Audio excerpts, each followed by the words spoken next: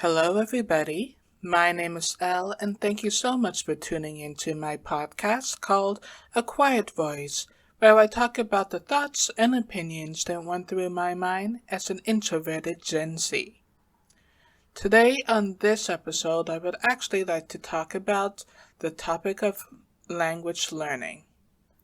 I'm sure many people have made the New Year's resolution saying that this is the year that they were going to learn a new language. I'm quite familiar with this habit as I have made this New Year's resolution every year since 2016, and still I have not managed to achieve my goal. But I decided this is the year as I have no excuses. I don't have a job to commute to this year, nor do I have to go to class, so there is absolutely no reason for me to not fulfill my language goal of not being a monolingual for another year. So if you could just grab a warm drink, find a comfortable place to sit and relax as I take you on to another trip into my mind about how I am going to break this bad habit.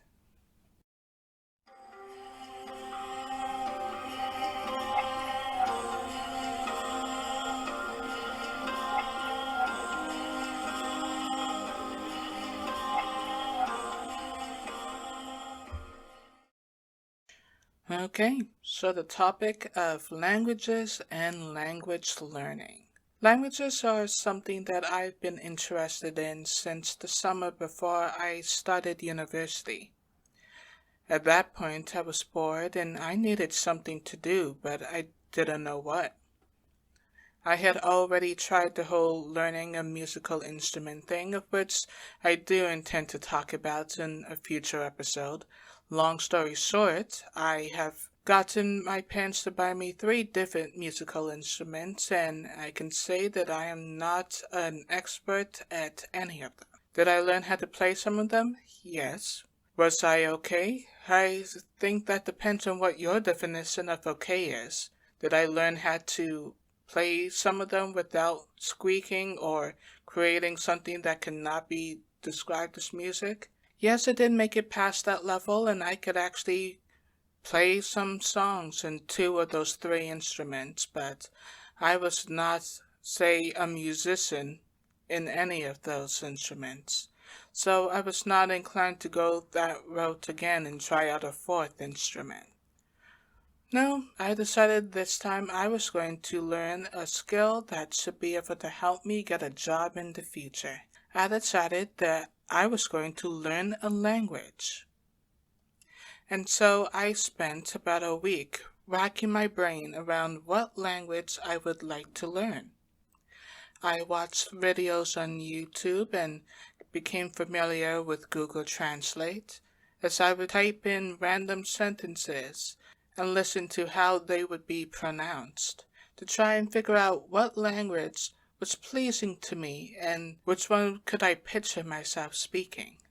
I used this type of visualization technique to try and narrow down what I would like to say I could speak in the year going forward. I thought about, well, the most obvious language would be for me to learn French.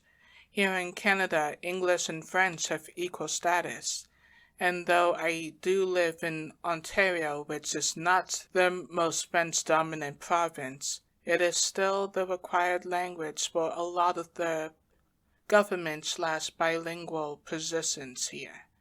And my sister had already learned the language herself, so that would make it the most obvious choice. But I could not picture myself speaking French. I had already years of experience to know that French and I do not get along outside of paper. 6 years of learning French, 6 years of mandatory French in school had taught me that on paper French and I could get along decently, but when it came to actually speaking or hearing the language, we were most definitely not friends or acquaintances. It was more like that person of who lives, it was more like that neighbor of which you try very hard not to speak to, but your paths do cross on occasion, and so you may be forced to make some pleasant small talk with them, or smile every couple of days, and then you are just thinking in your head about how long you'll have to do this before you can make a quick and not rude exit. That was my experience with French. It was mandatory and sometimes it seemed to be not too bad, but extended exposure made me think about all of the things about it that I disliked, like the fact that they don't see the reason to pronounce the ends of a lot of the words, like why pronounce the ENT at the end of your verb, which signifies that this verb is applying to more than one person. Why not just pretend that it's not there, and so the verb sounds like it's just referring to one person, so who cares the fact that it sounds the same? That way you do have to pronounce the pronoun, or else the speaker would have no idea about who is doing this verb. Or the fact that the same thing sort of applies to adjectives.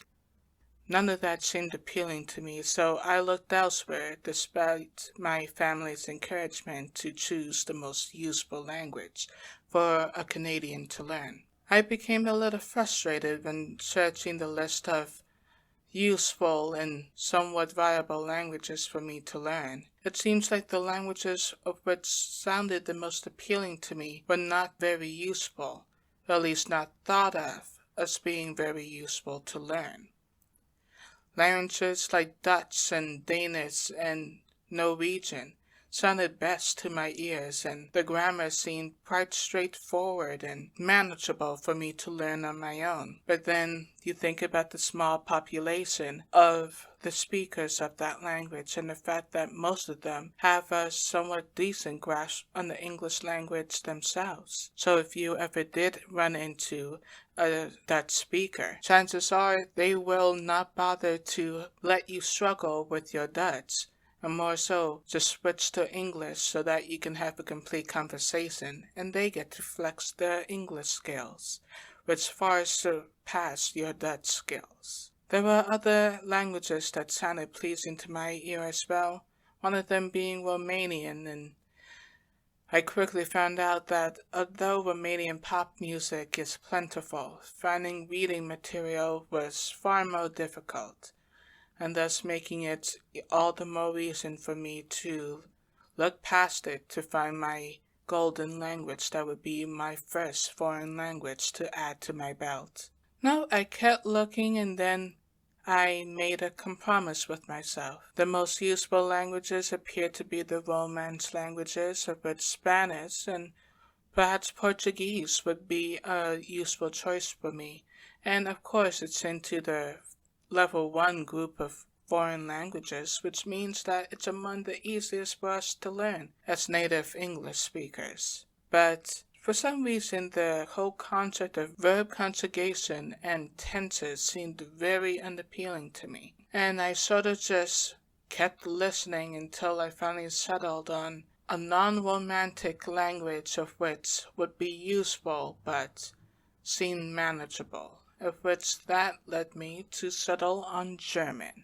I decided that German was going to be that language for me. Yes, it was harder than learning Spanish in comparison, at least that's what the language difficulty charts told me, but it was just past them, which means that it should be doable.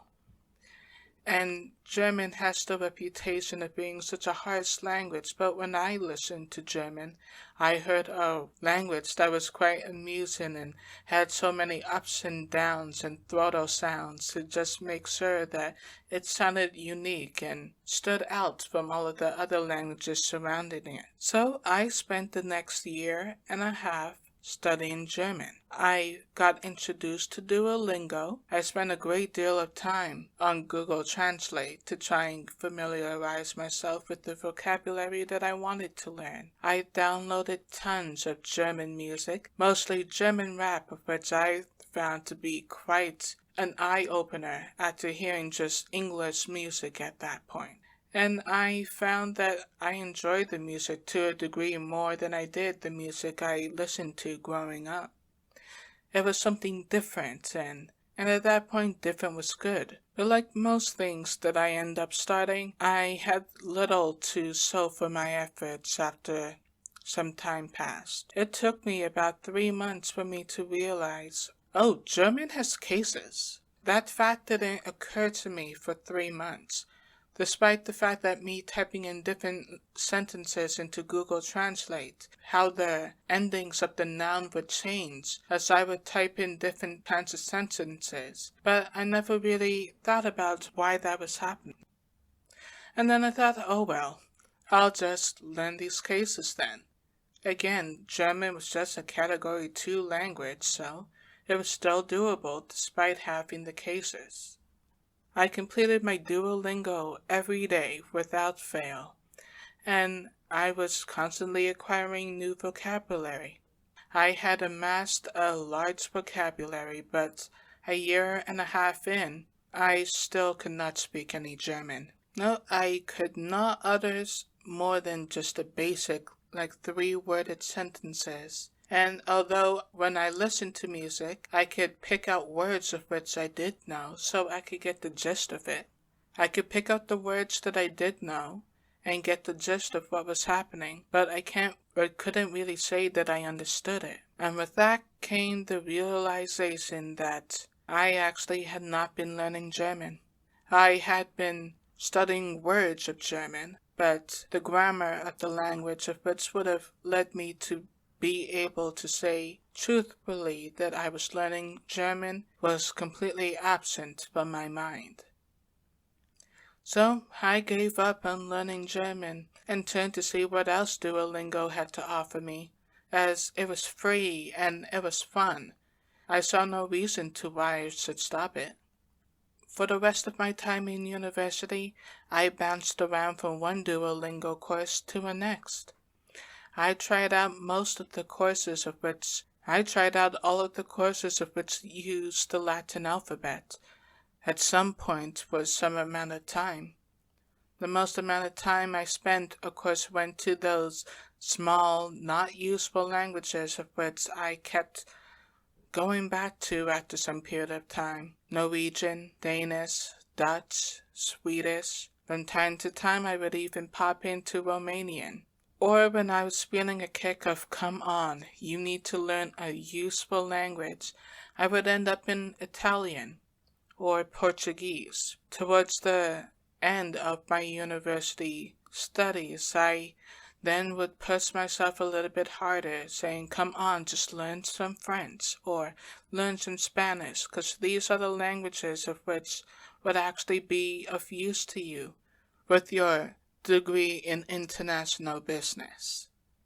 But alas, they did not have the ability to hold my attention for more than a few weeks. And upon graduating from university and still being a monolingual, I was both disappointed and somewhat burnt out from languages, which seemed ridiculous since I still had no languages under my belt. At that point, I still continued to study my Duolingo when I was searching for a job at a school. Only this time I no longer had the capacity to keep at it for a few weeks before giving up. No, it seemed like I would only sign into a course and do lessons for a few days, maybe a single week if I was lucky, before my eyes would start to wander to a different course, thinking perhaps this one will hold my attention longer, or this language doesn't have these pesky grammatical tendencies of which I didn't understand in the course of which I was working on. And the circle would just continue over and over.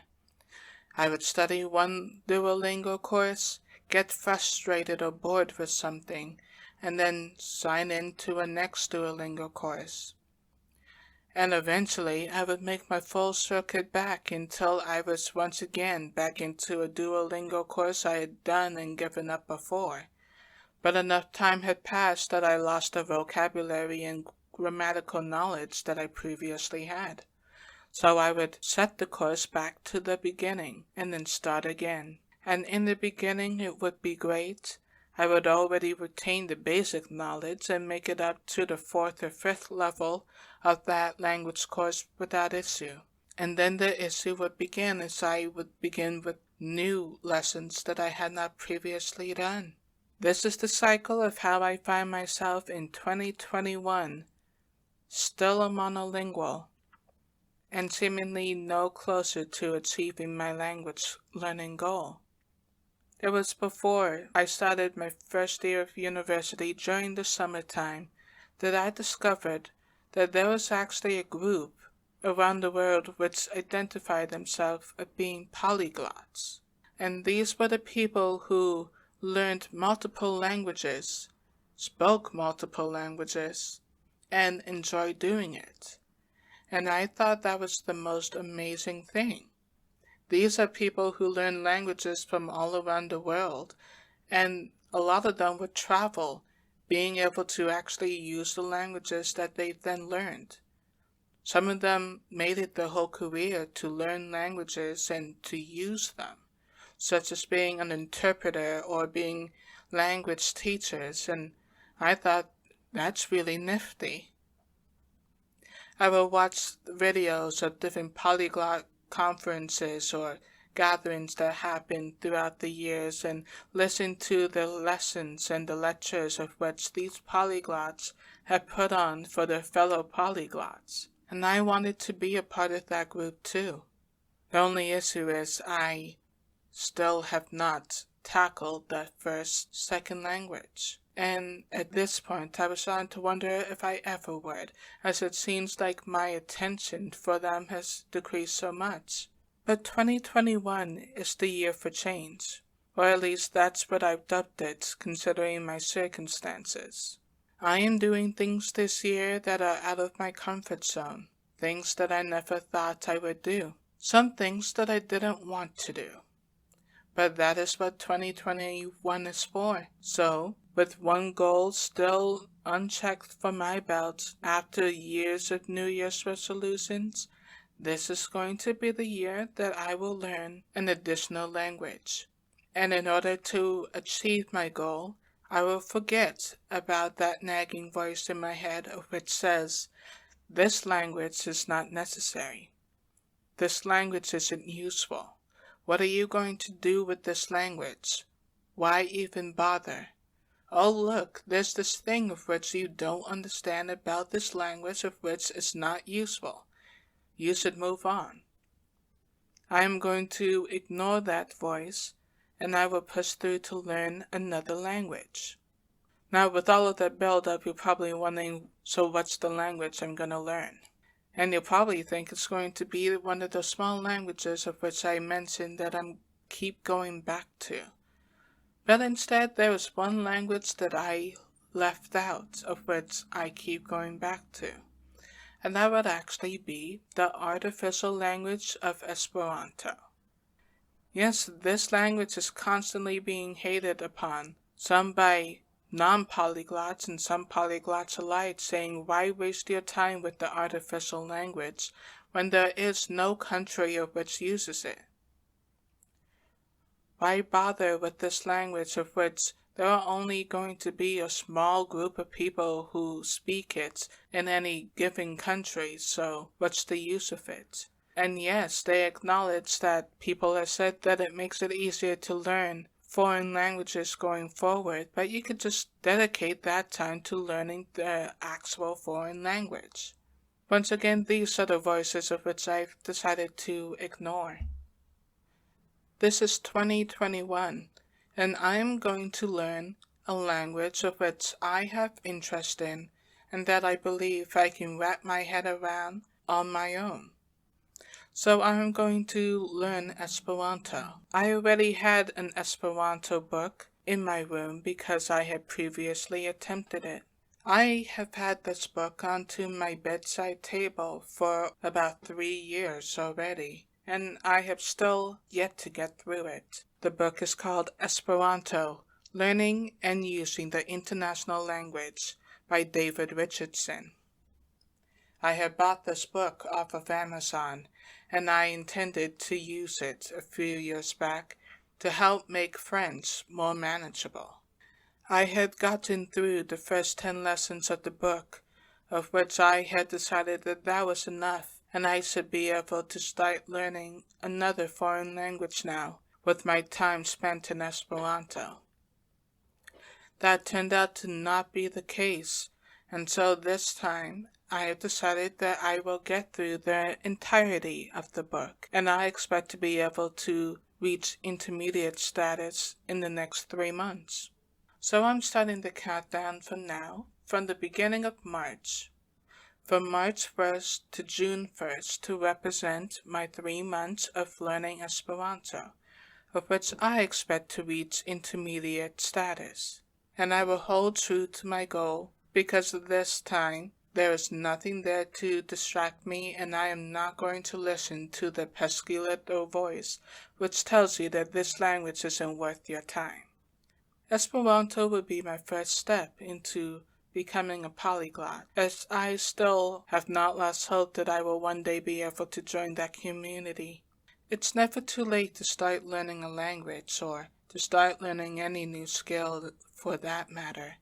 And it's good for us to all try and learn at least one additional language, so that we don't end up just remaining monolingual for our entire lives. Native English speakers have the bad reputation of only speaking English and expecting everybody else to speak English for their benefit.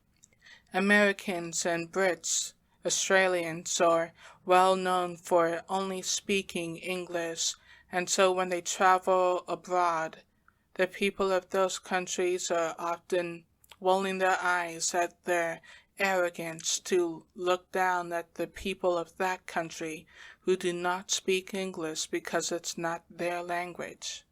Of course, it's a broad stereotype, and there are plenty of people in those countries who do speak another language. The only reason why Canada isn't added into that stereotype is because technically we have French as an official language, despite it only being used prominently in Quebec, and I believe in a lesser degree New Brunswick as well. Most of us still are only English speakers, with the exception being the immigrants who come to Canada and bring in their languages as well. So we have a high population of Chinese, Punjabi, and Hindi speakers in Canada as well because of immigration. But those who are born and raised in Canada do tend to just speak English. We should strive to learn an additional language, not just so that we can say that we are not monolingual, but because it's better for our brain. Studies have shown that learning another language can help fight off the presence of Alzheimer's, because it creates new pathways into the brain, and that's one of those things which strengthen our mind and will keep our brain healthier for longer. It's a good investment into ourselves, so why shouldn't we exercise our mind just like people know that we should be exercising our bodies? Our brains can wear down as well, and sometimes we just have to go a little bit extra for our own health. And our reward for doing so is being able to communicate with another group of people that we otherwise would not be able to. Our reward is to be able to travel to that given country and to be able to interact and experience the culture of that country. Our reward is to be able to enjoy the art of which comes out of that country, be it music or movies or TV shows. Our reward is to be able to read the books and the literature of that nation as well. Because learning a language is an investment into ourselves. So yes, this goes on about why I have decided that this year, 2021, will be the last year of which I made the New Year's resolution to learn a second language. Because next year I will be able to say that my New Year's resolution is to learn a third language.